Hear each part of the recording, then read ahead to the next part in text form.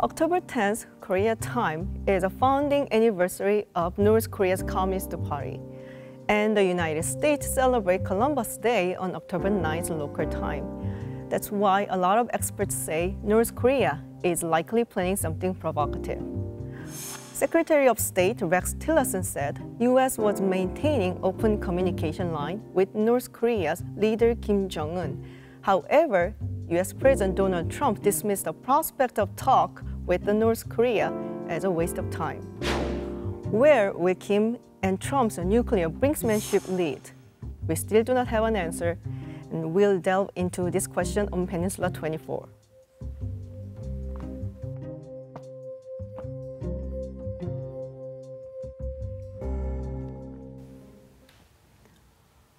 We have two experts in the studio for the discussion. To my left, our guest, Dr. Myong-hyun, a research fellow at the Asan Institute for Policy Studies. Thank you for joining us. Thanks for having me. And as always in the studio with me, Dr. Kim Chang-su. Dr. Kim, it's great to see you this week. Thank you, and good to see you again, both.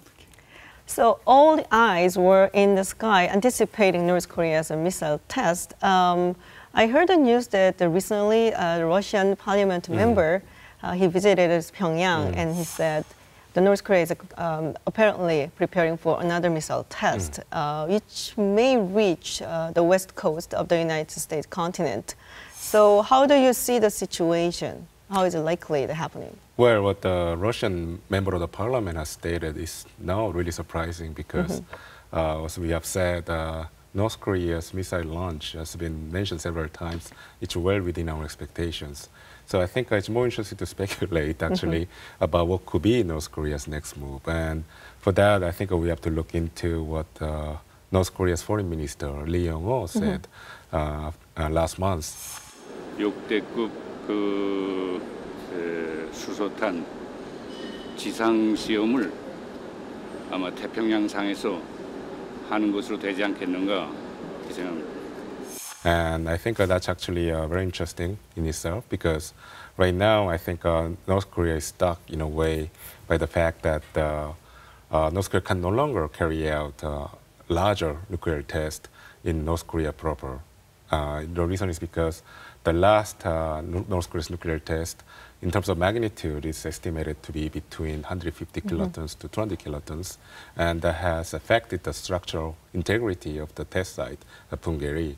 So for that reason alone, I think North Korea is probably not unsure about carrying out a nuclear test of even larger magnitude. And North Korea has to do that because in order to keep the momentum of North Korea's provocation strategy. So the option that's left for North Korea right now is to carry out probably a hydrogen bomb test in the open ocean, and say underwater test most likely. But then we know for a fact that North Korea doesn't count with the sufficient capability to, for example, deliver a hydrogen bomb device to the open ocean, meaning beyond the Japanese territorial waters. So what's left for North Korea, I think, a most realistic option, even though it's most provocative and most dangerous, is for North Korea to carry out an actual ICBM test with a nuclear warhead on top of it. And if North Korea is able to successfully carry out such a test, will be actually the holy grail of North Korea's nuclear and missile programs, meaning North Korea will have demonstrated to the rest of the world that North Korea now has the ICBM capability with the range, payload, and the accuracy. Second, he has tested out the re-entry vehicle technology. And the last one, the most important one, is that it now has the thermonuclear capability. So, but then that's probably going to satisfy the North Korea's technical milestones, but the problem is also strategic. After North Korea is successful in carrying out such a nuclear test, then North Korea will have left with no option. Because so far, North Korea had leverage over the international community because the international community tried to stop North Korea from becoming a nuclear state. If North Korea becomes a nuclear state, then there's no need for the international community to negotiate with it. So in that sense, I think North Korea will be stuck with this dilemma. And that's the reason why I think North Korea is probably notched down the next provocation to an ICBM test, because I think carrying out the test that Lee Myong-hyun has threatened to do would be too much, too soon, even for North Korea. You know, prior to and on the October 10th, we predicted there will be another military provocation by the Pyongyang leadership, but it didn't happen this time because I think this is part of their calculation because we are all watching each and every move of the North Korean leadership and the military, and we are doing our best to intercept if there is another ICBM or RBM test. So they know we are watching all of them. So in the sense, they are trying to draw the worldwide attention to the activity and also trying to exhaust our preparedness. On the other hand, they said, give a kind of sense of relief. They didn't do it, what we have expected this time. So this is a very high, complicated calculation by the North Korean leadership. But I think most exploding a hydrogen bomb that's open seas somewhere in the Pacific Ocean is almost unbelievable this time because this is something that they can do at the later moment. So rather what is highly likely this time is to doing another ICBM test because they have not proven their capability, as a matter of fact, re-entry skills and all the precision-guided missiles. So they still have a long way to go to really impress us with all the technology. So that's why many pundits in South Korea are calculating there are probably three scenarios. One is another ICBM test at a much loftier angle, reaching the altitude like 5,000 kilometers this time, and firing another ICBMs at a enormous angle, which can reach like over 5,000 kilometers. And also another one is very, another standard missile flight, like a missile in a Hwasong 13 or Hwasong 14, they can fly as long as like over 10,000 kilometers. So this is kind of ICBM, I agree, Dr. Ko, as a matter of fact. Firing another ICBM is quite a possibility, but the time and the method is something beyond our imagination. We can just predict. One thing I can say for sure is they said they're going to fire at a random time, at a random place. This is something we have to expect. But they will continue to follow their own timeline of developing their own ICBM capability to impress us that finally they reached a kind of ICBM nuclear weapon status. This is something they're trying to prove from this time on. Well, to my eyes, their timeline was a little bit messed up because of President Trump, actually. That's true. Yeah, and I remember the October 5th, President Trump, I think it was a gathering of military leaders, and while he was taking photos with them, he told the reporters that they were seeing the calm before the storm. You guys know what this represents? Well, it's the calm before the storm. What's the storm? Could be the calm before the storm. Calm before the storm. I don't know what exactly that means, and reporters asked what that meant, and he didn't answer exactly. But what do you think? I mean, some people say maybe he was referring to Iran, and some people say ISIS. But we have to think ourselves, and it seems like maybe he was thinking of military action against North Korea. So what do you see? Oh, I think it's actually staging a kind of military in a campaign or military operations in reality is very difficult because we have to have all the preparations before that operation takes place. So it'll be very difficult. So many people agree, and I'd like to agree with many pundits that what Mr. Trump was referring to is not as a military operation per se, but it was a highly rhetorical remarks that we are really determined to counter you if you do another nuclear test. I think this is what he was referring to, as a matter of fact. We have a lot of debates going on in South Korea and the United States, what he really meant, Mr. Trump meant by this, the calm before the storm, and also other tweets as well. So this is a lot of confusion and a lot of kind of excitement. But I think it's just, as many South Korean pundits have come to term as a kind of madman theory.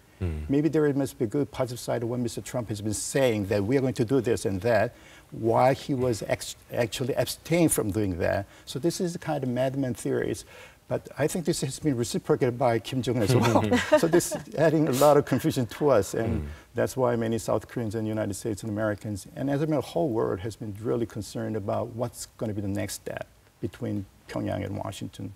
Yeah, I mean, whenever he says something, I have to think, is it serious or is another just elusive comment? So what do you think, Dr. Go? Yeah, I couldn't agree more with Dr. Kim about the madman theory, and that we have two madmen How right possibly now. the madmen have a theory, though? A madman theory, so we have two madmen here, and then but the reason why I'm not that concerned about Trump's remarks is because it's actually Trump's trademark to try to keep his enemies and opponents guessing about his ultimate objectives and motivations. We have seen that behavior during the presidential campaign, and we have seen that during the early days of his presidency. And then we know that if Trump, but then at the same time, we know that when Trump understands some issue and has a very clear opinion about an issue, he doesn't play this game of guessing or like of trying to be unpredictable. We have seen that with not related to national security, but related to the free trade issues, such as NAFTA, as well as the free trade with South Korea. So in that sense, I think the fact that President Trump is trying to be unpredictable when it comes to North Korea is an indication that he hasn't made up his mind about North Korea yet. And also when it comes to the future trajectory of the U.S. policy towards North Korea, I think we have to look at the group of generals who's backing up President Trump right now. And they have been very consistent when it comes to their view of North Korea. We know that they're very rational, obviously. Secretary Mattis, the Chief of Staff Kelly, and also as the National Security Advisor McMaster. They've been very consistent, and they've been very clear about the fact that there's a military option on the table, but there's a diplomatic option. So, and then we know that President Trump defers to the counsel of his generals. So, in that sense, I think we don't have to worry. We don't have to worry too much about President Trump's remarks about North Korea. But on September 30th, I believe, the Secretary of State, Rex Tillerson, during his visit to China, he said, well, they have some open channel to talk with North Korea. And a day after President Trump, in his tweet, he actually denied that. And he actually said, a quote, "I told Rex Tillerson, a wonderful Secretary of State, that he is wasting his time trying to negotiate with little rocket man," end quote. So it seems that Rex Tillerson and Donald Trump, they are clashing again over North Korean policy. I mean, it's not the first time, we all know that. So what do you think? I mean, I heard that the Rex Tillerson was even thinking about resigning. But so how do you see the situation? Well, sure. Like we know that Secretary Tillerson is trying to keep 2 or 3 lines of communication with Pyongyang right now. And then that approach, I don't think I don't think the U.S. administration, the rest of the U.S. administration, is unsupportive of that approach. I think it's totally backed by the current national security advisors and establishment within the administration. So why there's such a disagreement and the public undermining of Secretary Tillerson by President Trump? Well, I think the fact that we have so much discord, we see so much discord on the surface, is because we don't have a complete understanding of how the national security and foreign policy in this Trump administration is being formulated and implemented. I think what's going on right now is that the trio of generals that I mentioned before, Secretary Mattis, Chief of Staff John Kelly, as well as the National Security Advisor McMaster, they formulate the policy towards North Korea, Iran, and Afghanistan. And President Trump again defers to their counsel. And if you look at the pronouncements and statements of these generals, the advisors, it's clear that they support the Secretary Tillerson's approach towards North Korea of negotiation. So in that sense, Tillerson's approach towards North Korea is part of the U.S. administration policy towards North Korea. So we see public disagreement. We see like the expression of public preference, personal preference by President Trump. But I think underneath the surface, we have to look at the mechanisms of U.S. policy right now. In that sense, we don't have to worry too much, in my view, about this current disagreement within the U.S. administration. So it is sort of a two-track, but it's not really common that the president undermined the Secretary of State and his comment, Twitter. So what do you think, Dr. Kim? I really don't know what's really happening at the inner circle of the White House. But as Dr. Kuo mentioned, I think probably this might be a kind of role sharing between the president and his staff, because as long as his staff doing a very good job when it comes to North Korean policy, I think it's okay. At the top, because Mr. Trump is very much fond of his own art of negotiation.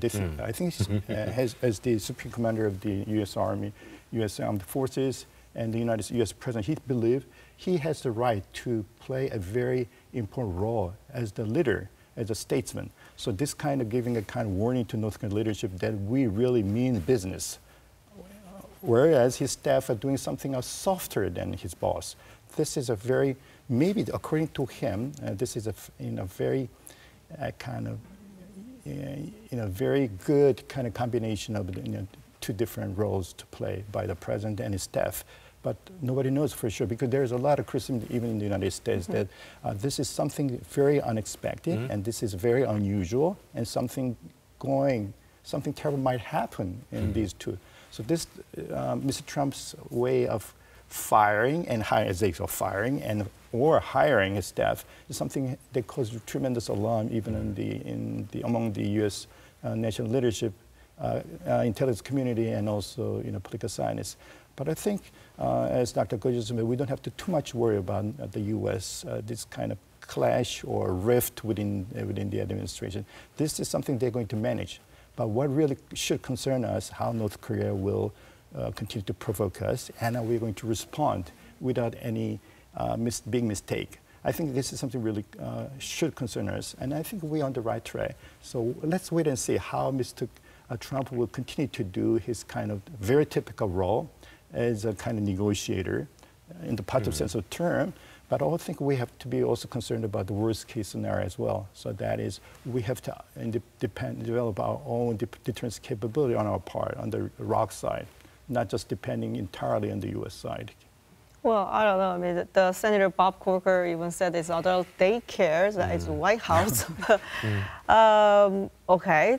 So you mentioned that there's 2 or 3 channels to talk from the United States to the North Korea. So do you really think they are actually, preparing for the talk, or they're in the direct contact? No, I'm sure that the two sides are exploring, channels of communication. But I don't know whether the United States and North Korea right now engage in direct talks with each other. We know for a fact that the previous direct channel of communication, the so-called New York channel, has been closed, so, as far as I know. And the New York channel refers to the North Korea's Office of Representatives to the United Nations and the U.S. government, obviously. And that's been like a major channel of communication between the two sides for a long time, but we know it's not operating right now. And then we know that there's been several attempts by European countries to mediate between North Korea and the United States. One example is Norway, and then we know that there are a couple of other additional European countries. But obviously the most important mediating country right now is Russia. We know for a fact that Ms. Chesoni, Director of U.S. Affairs at the North Korea's Ministry of Foreign Affairs, is in Russia right now for talks with, not just with the Russian government, but also to attend a non-proliferation conference that's going to take place next week in Moscow. We know there will be that conference will be, has invited U.S. experts to come, and obviously I'm sure that they're going to serve as a meeting place for Chesoni and the U.S. experts on those nuclear issues. And we know that those experts are actually old North Korea hands, so they are familiar to North Korea. So we could say that it's a silver lining. There could be some possibility for the United States and North Korea to sit down and explore a chance of talk. But that's a good thing. But we have to also think about the message of the talk between the two sides. We tend to think, when you hear the news stories or media reports that North Korea and the United States are exploring talks, we automatically become optimistic because we think that that's because the two sides wants to reach a compromise about this crisis. But in truth, what really matters is the message. And I'm afraid that at this moment, North Korea's message to the United States is not so much about North Korea's willingness to step back from the brink, but rather to demonstrate to the United States that North Korea has now a thermonuclear, hydrogen bomb capability, as well as ICBM capability. And at this conference in Moscow next week, I think what Chesoni is going to do, I'm afraid, hopefully I'll be proven wrong, but I think what she's going to do is to provide the U.S. experts with technical data and proofs that North Korea has attained such capabilities. So in that sense, I think we should be we can, stay optimistic, but we have to, as Dr. Kim said, we have to prepare for pessimistic scenario as well. And then, in my view, as the chance of negotiation is still far away. I have slightly different because many people are thinking about this is a kind of very positive sign of potential negotiation, dialogue, negotiation between Washington and Pyongyang. But there are also some other people who are very negative on this. We have to play down this kind of any indication of conflicts between Washington and Pyongyang. This is just a small token. So there are two different people who tend to look at the brighter side to it, but also who are very realist. Just don't look at this one. What really matters is the decision between the two top leaders, Kim Jong-un and Trump. So all the others below him are something we should not pay too much attention to for the moment. So I think this is a combination of both the top level, top down, and bottom up approach between two. I think this is much better than nothing when we don't have any context between the two countries. I think we can get some information coming from these channels, 3 different channels in the track 1 and track 1.5 and track 2 approaches. And this is much better than nothing. If we don't have any channels of communication, that's the real problem. But I think this is a part of the whole, what the Trump administration has said, there's a maximum pressure and engagement. So when we are only talking about the maximum pressure, but not on the potential maximum engagement. But time will definitely come when North Korea reaches a certain stage of showing off their missile and nuclear capability, and the United States has kind of reached a kind of point that, okay, maybe we have to start talking with North Korean guys. So this is something we are approaching that kind of point in time. But for the meantime, I think it'll be very difficult to get expect anything real coming from these kind of channels of communication between the two capitals. So the President Trump will travel to Asia and visiting South Korea, Japan, and China. Some pundits predict North Korea is going to take it as a chance to do another very serious provocation. But on the other hand, some other people say that no, they are probably use it as a chance to talk or negotiate with the United States. So which side do you agree with? I can, because there are all possibilities on both sides, because North Korea will abstain from doing another military provocation because Mr. Trump is coming to this part of the world in early November. So that way, they might give the kind of good impression, good atmosphere for which might lay a ground for a possible dialogue and negotiation between Pyongyang and Washington. That's one possibility. But another fact is kind of ratcheting up the kind of tension on the Korean Peninsula. This, we really mean business. I'm going to do this if you do not accept our offer. So this is, theoretically, both are possible, but nobody knows for sure.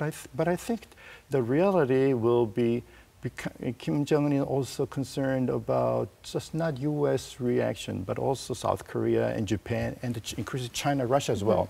So altogether, I think when Mr. Trump comes to this part of the world, visiting Korea and Japan and China, again, the possibility of direct talk between Trump and Mr. Kim Jong-un is almost zero this time, because there's no ground, no preparation so far. I think North Korea will try to get attention from Mr. Trump, and Mr. Trump will tweet again to vent his fury about Mr. Kim not abstaining from his more provocations. So this kind of fury and another fury and kind of tweeting back and forth is something we're going to continue to see before the early November, I think. But I think the tension will definitely go up. But that's why we have to be very concerned about any missile provocations. And we have to broaden our talks with not only with Washington, but also Chinese leadership as well, because we are facing a very similar serious threats from North Korea. And this really demands not just one country's response, but all the regional country response in a very effective, efficient way. I see. So it seems like a direct talk between Trump and Kim Jong-un is such an empty hope, I think. That's right. Do you think North Korea then do something to get attention? I mean, I think North Korea will be hugely tempted to carry out a provocation when President Trump is visiting this part of this region. Time. Exactly. I mean, the stage couldn't be better for Kim Jong-un in that sense. The attention of the world will be focused in this region. And then then North Korea doesn't have to go that far to bring attention to to itself. So that's the reason why I think there's a high chance that North Korea might carry out the provocation, but we're not so sure about the magnitude of it because, we are talking about November, it's just next month. So if North Korea refrain from carrying out a major provocation this time, it might not do so next month either. So we have to, as North Korea goes, we are not sure what North Korea will do, but we know what kind of North Korea will be tempted to carry out a provocation, but at the same time, we don't know the magnitude of it. So yeah, I think North Korea will be very happy to carry out a provocation.